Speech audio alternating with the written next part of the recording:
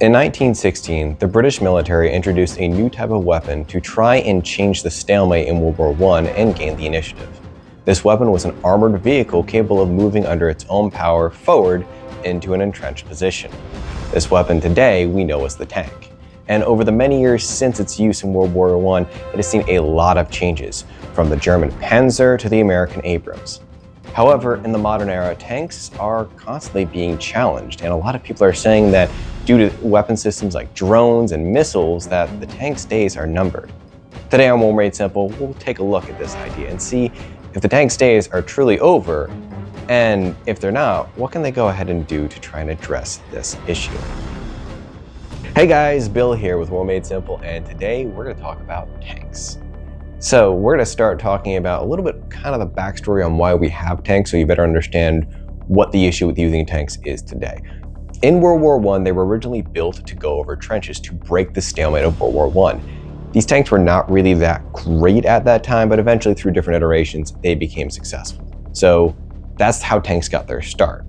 In World War II, they really came into their own, and you start having all sorts of variants: German Panzers, American Shermans, Russian T-34s, Italian tanks that we're not going to talk about because, oh God, Italian tanks. But today, tanks are mainly known for their prominence on the battlefield. They're big vehicles, and we kind of transitioned from light, medium, and heavy tanks during the First and Second World War to one specific tank called a main battle tank. This can do pretty much everything. It's got the speed of a light tank, the armor of a heavy tank, and the versatility of a medium tank. So that's the main tank that we have today.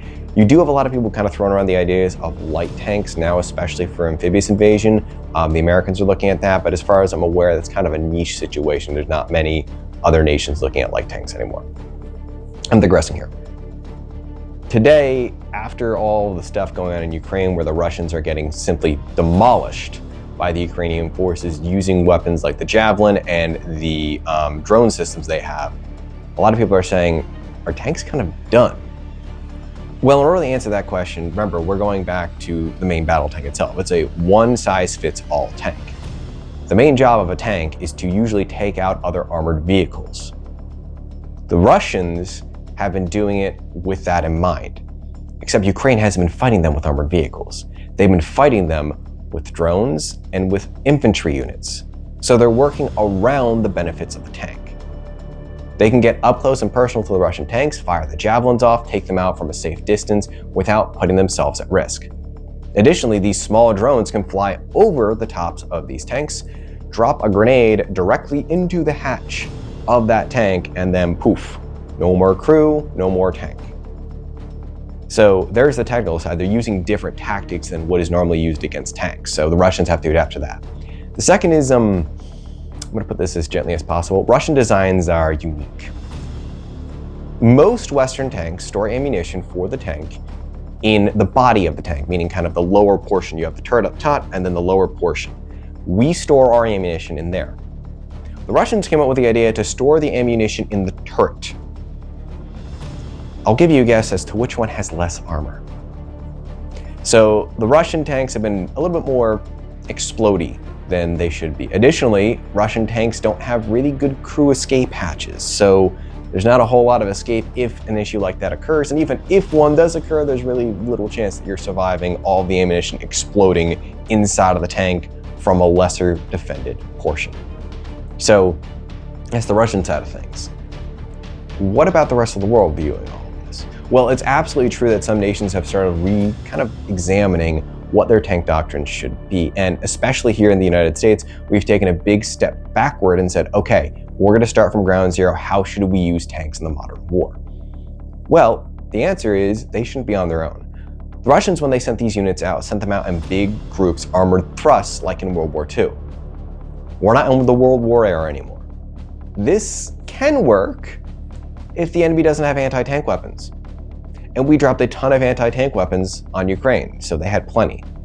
If we have to face an adversary that has this, the best thing you can do is send infantry and supporting vehicles with your tanks. And that's what the Ukrainians have been doing and the Russians have started to do to offset these losses. So it's a change in tactics necessarily, not just a change in how the systems work. Although we are doing that too. The Americans have introduced something called the Abrams X, and that's our new tank platform, probably coming out in the 2030s. And it's meant to have a lower heat signature, so it's harder to spot from drones and at night. Some tanks also do have a bit of a point defense system on it. It's not like a Sea Whiz or anything like that, but it's substantial enough to take out drones around them. So there's a lot that can be done to protect these weapons. It's more of how we're using them we have to adapt. Going back to a prior video I had on the battleships, part of the reason that nations had battleships in the first place was other nations had battleships. You needed a battleship to beat a battleship up until the aircraft carrier age. And once everyone retired their battleships after the age of carriers, everyone kind of just said, all right, no one's building battleships anymore. We don't have to worry about building these big, expensive ships. With the exception of the United States, because of course, us, USA. But going back to the tank, you can't use the same ideology with that. Yes, tanks are built to take out other tanks, but they're not anywhere near as expensive as a battleship. And on top of that, it's a main battle tank. Battle underlined multiple times. This is meant to fight in any situation, not just enemy tanks. So you can change their mission, they're still going to be effective. Unlike battleships, their main mission was to take out enemy battleships. The main mission of the tank is to take out everything on the battlefield, specifically tanks. So because the tank isn't hyper mission focused, it gives it a lot more flexibility than the battleship. For this reason, I don't think that we've seen the end of the tank. I think that the tank's going to be around for years, if not decades to come.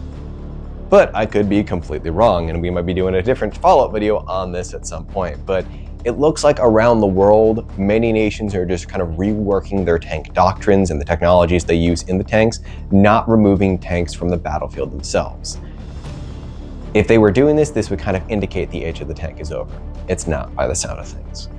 So, with that being said, I know this was a little bit shorter video compared to what we've had already, but I know some people have been talking about this, so I just wanted to get this out. This Friday, we're gonna have a follow-up video to some of my foreign affairs stuff. I'm gonna hold on the Taiwan series right now. I think YouTube's kind of targeting that a little bit. I'm not gonna say any more. Algorithm, forgive me. But I did just wanna let you guys know we're gonna be switching to a different topic instead of Taiwan, just to get the algorithm a little bit of a breathing room for Friday. So with that being said, I hope you guys have a fantastic week, and I'll see you guys again on Friday. Take it easy.